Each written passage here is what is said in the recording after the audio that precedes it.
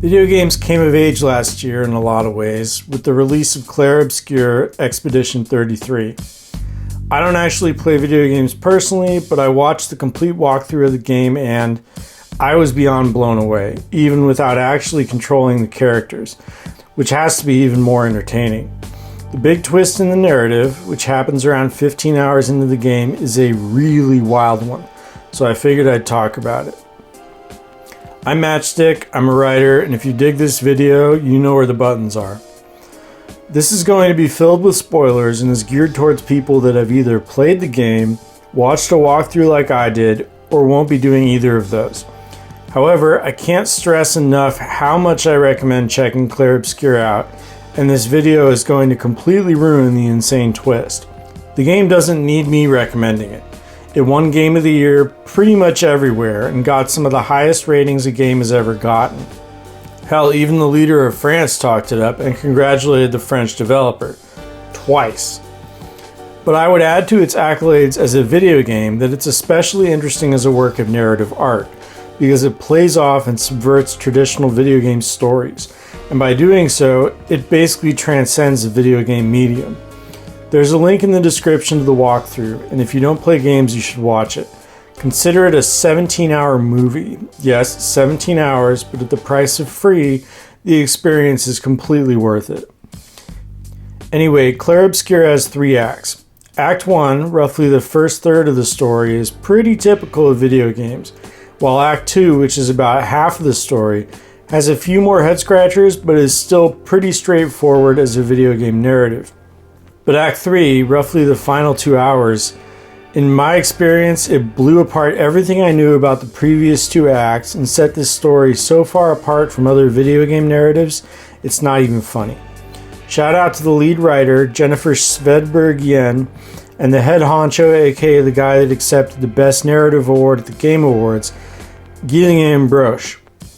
Okay, spoilers are in effect from here on out. If I haven't sold you on checking out the game for yourself, well, I don't know what else I can say, so let's get into things. So in a lot of ways, the first 2 acts are kind of irrelevant to the greater plot, because even though you're doing all this crazy stuff and are traveling through this fantasy world, it's 100% not what it seems.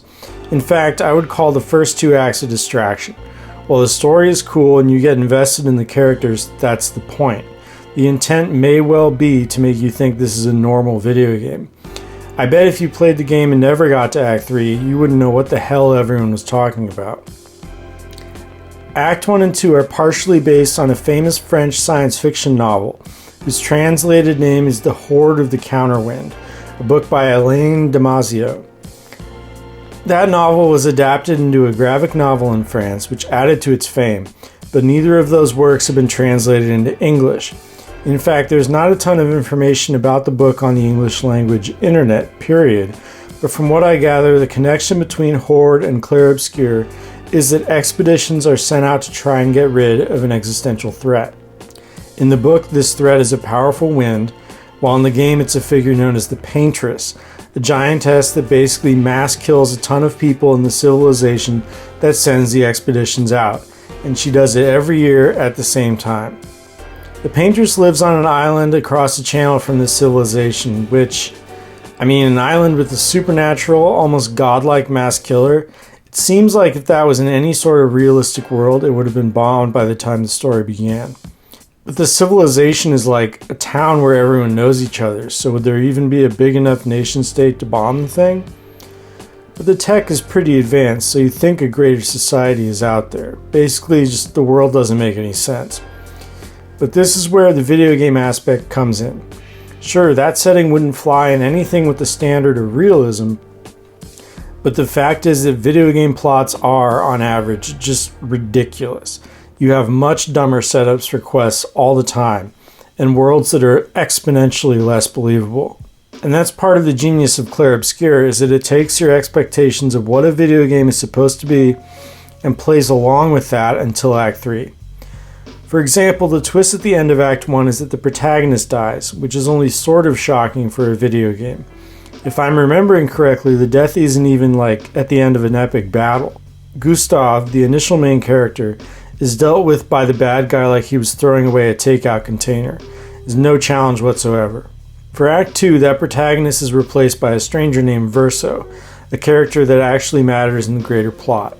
At some point in Act 2, it is revealed that the big bad of the first two acts, Renoir, is Verso's father.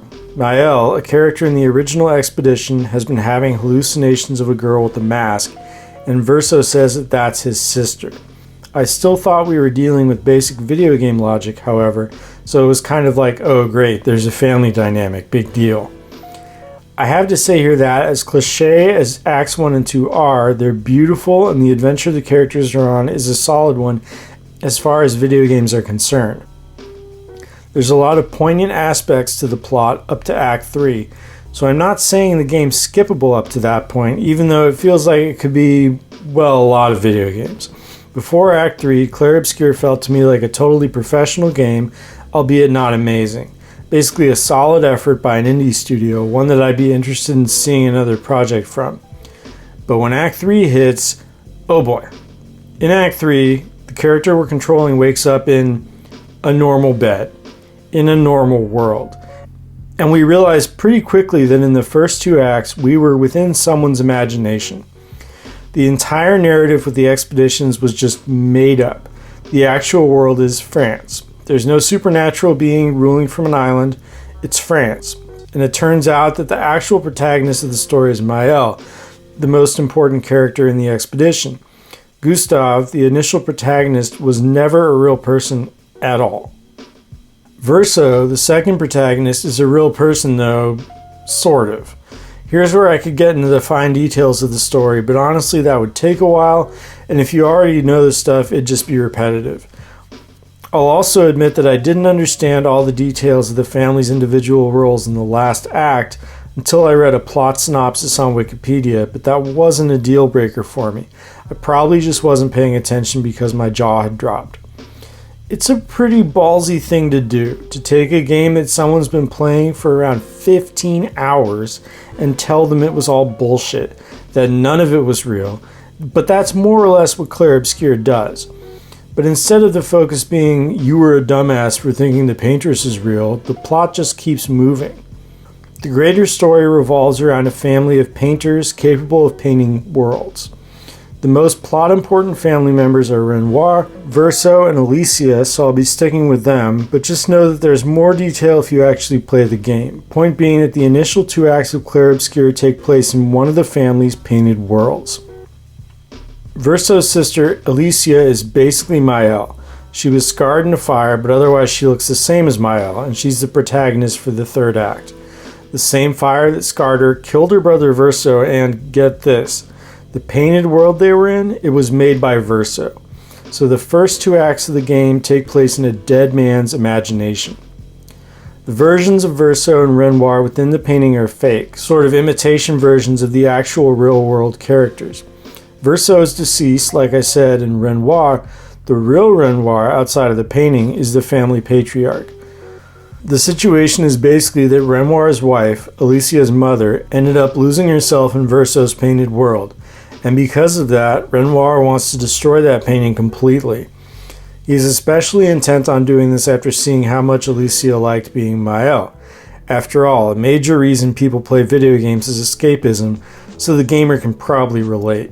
Live in a fantasy world where everything's magical and you're beautiful, or live in brutal reality with a huge scar. I mean, you choose. The tricky thing about Renoir destroying Verso's painted world is that, that's the last expression of Verso's imagination that the family has. Alicia loved Verso and his creations, and she really doesn't want to lose him completely, and doesn't want Renoir to destroy it, so she jumps back into the painting and becomes Maëlle again. At this point, the characters from the first two acts of the game come back and we're in the fantasy world again, although there's some funny dialogue like, so we're not real, between them and Alicia. It ends in a showdown that I'm not going to spoil, so if you don't know how it ends and you want to, go watch the walkthrough. But wow. The first thing I have to commend the developers on is the investment they encourage the player to make in a relatively normal fantasy game world, only to give it the twist that it was all made up and the story actually takes place in something closer to reality. That sort of trickery would be cool in any medium, but in a video game, it is extremely effective because, well, the standard for stories in video games is low. Basically so low it would be in hell. And I'm not talking about shitty games. Even great games play to cliches and don't trust the audience's intelligence. On the whole, video game stories are just bad, which makes sense when your goal is for the player to run around shooting things. Why spend time and resources on getting a solid narrative going when people just bought the game to run around shooting things? Story is not a priority for most game designers. Or at least that's how it seems to me. So to have a game essentially reference that, only to shove it in the player's face, it's a pretty brilliant twist. It's so brilliant, in fact, that it's destined to be unique. If anyone does anything like that again in a video game, the response will be, oh, they're just copying Clair Obscur. So this game has a twist that, in a lot of ways, will never be repeated. But then there's the fact that the twist has an actual point, not only in the plot sense, but in the commentary on escapism, because that's what the game boils down to, a piece of fiction whose end point is basically, don't spend your life in a fictional world. Like, what the fuck? That's pretty damn poignant for any type of entertainment. Beyond the twist, though, the wild part about the game is that it all makes sense. Nothing in it comes off as, oh, they added that plot point to make the gameplay easier, and there aren't any huge plot holes. To be fair, having the bulk of the game be sort of fiction within fiction allows them to do whatever within that framework, but still, pretty nifty choice when you're making something like a video game. But the real deal with Clair Obscur is that it hits. It hits hard. The themes are universal and the escapism piece is utterly relevant, especially to everyone that gets to the end. That's on top of it being inventive and fun as a game itself, according to a multitude of gamers and critics. I'll have to take their word for it because, although I don't know why, I'm just not a gamer. But bottom line, Clair Obscur isn't just an accomplishment in gaming. It's an accomplishment in narrative art, and that's mostly due to how the twist relates to the video game medium. Not to mention what the game does with the twist. In my opinion, it's a giant step forward in video games, and a work that will stand the test of time for sure. I know video games are being lost left and right as consoles and operating systems change, but come on guys, we need this one preserved. 10 out of 10, no notes. One of those pieces of art you're just happy you witnessed. Anyway, at this point, please like the video, comment if you have anything to add, and watch some other stuff if you're nasty. I'm Matchstick, and you can find out more about me via the link in the description. Peace out.